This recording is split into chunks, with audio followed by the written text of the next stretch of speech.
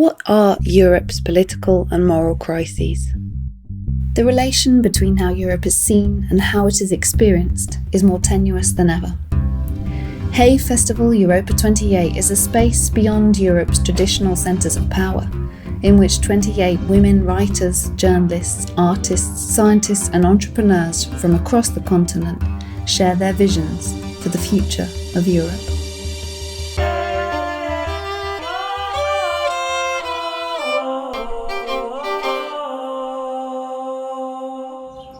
The rise in recent years of nationalism, populism, protectionism, Euroscepticism, the Brexit, all this gives the impression that Europe is in crisis, that it could fall apart.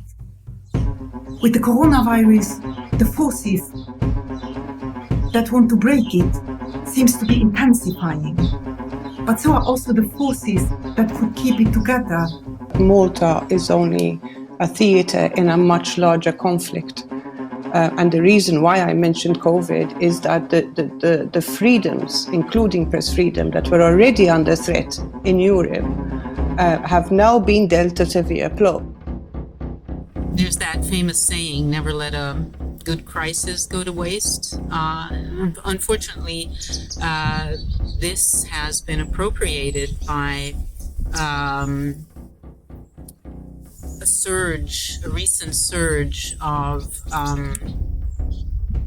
autocratic European governments. We are facing new social, political and economic pressures that have further undermined the rights that we take for granted.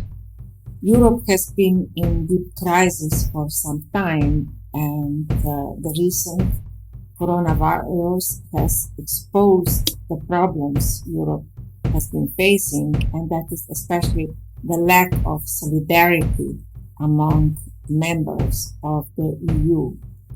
If we want to stay a united union of Europe, we have to be united, It's not called United States of nationalism. That doesn't work.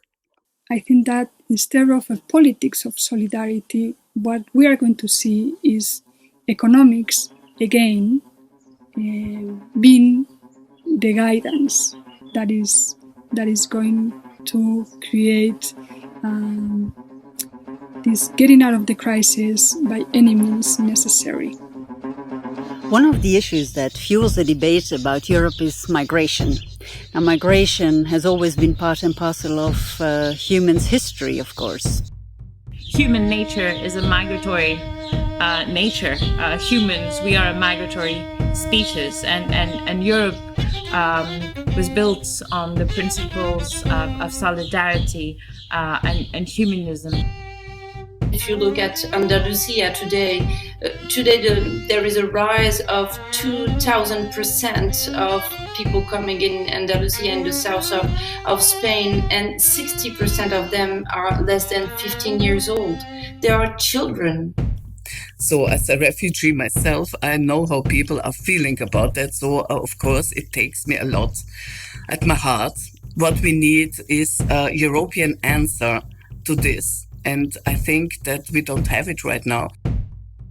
Europe needs to open their arms and create solid social welfare structures that really support these children and youth, and also provide to them equal access to opportunities so that they are able to open their wings and create a future for themselves. You have also a rise of people who are buried in Lampedusa, in Lesbos, in Spain without names. We don't know who they are. We don't know where they come from. They are just bodies. They arrive on our borders and we put them in graves without name. Could you imagine that we put white people in graves without name, without even searching who they are?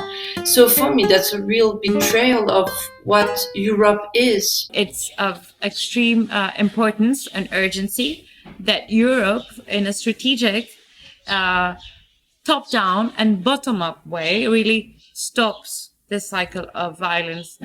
I would like to remain optimistic and positive, and think that the new Europe can provide an example of what hospitality means nowadays. Christine Lagarde from the European Central Bank recently said, "This is our generation's Schumann moment." Maybe what she thinks or what she refers to is that we should ask ourselves anew what Europe really means to us.